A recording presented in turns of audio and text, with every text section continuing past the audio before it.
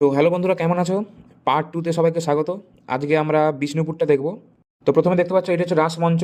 মানে বুঝতেই পারছো, রাস উৎসব হতো এখানে। 1600 খ্রিস্টাব্দে এটি তৈরি করা হয়েছিল। আর এটার ফাউন্ডার ছিল হচ্ছে হাম্বির মল্লদেব বা বীর হাম্বির। আর এইগুলো ল্যাটেরাইট ব্রিক্স আর টেরাকোটা টাইলস দিয়ে তৈরি করা হয়েছিল। দ্বিতীয় হচ্ছে আমাদের মদনমোহন মন্দির।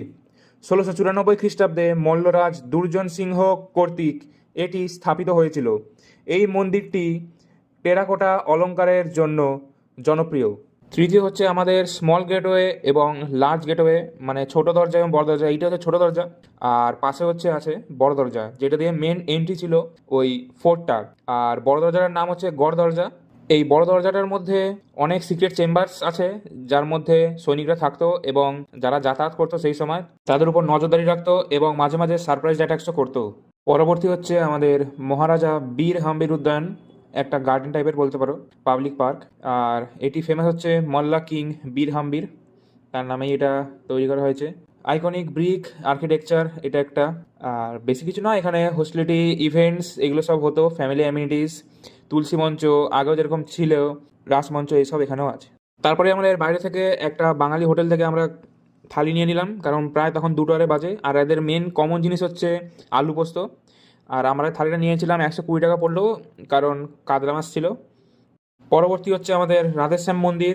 এটি একারত্ন স্টাইলে তৈরি করা হয়েছিল। আর এটি তৈরি করেছিলেন চৈতন্য সিংহ। 1758 সালে এটি স্থাপিত করা হয়েছিল। এটির লম্বায় হচ্ছে 12.5 মিটার, চওড়ায় হচ্ছে 12.5 মিটার, আর হাইট হচ্ছে ম্যাক্সিমাম 10.7 মিটার। পরবর্তী হচ্ছে আমাদের জোর বাংলা মন্দির, যেটি ছালা স্টাইলে তৈরি করেছিলেন রঘুনাথ সিংহ 1655 খ্রিস্টাব্দে। এটির লম্বা হচ্ছে 11.77 মিটার, চওড়া হচ্ছে 11.7 মিটার এবং হাইট হচ্ছে 10.7 মিটার।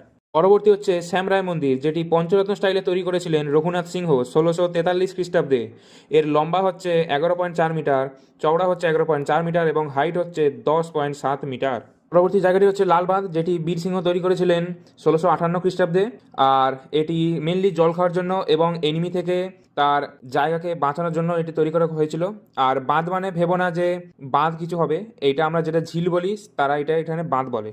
বিষ্ণুপুর দেখার পর আমরা এখান থেকে ট্রেন ধরে নিলাম আবার হাওড়া রাঁচি ইন্টারসিটি এক্সপ্রেস, যেটিতে করে চলে গেলাম বাঁকুড়া স্টেশন। এবার ওখান থেকে আমরা কোথায় যাব, কোন হোটেল থাকবো, সেটা পরের পার্টে দেখতে পাবে। বাই।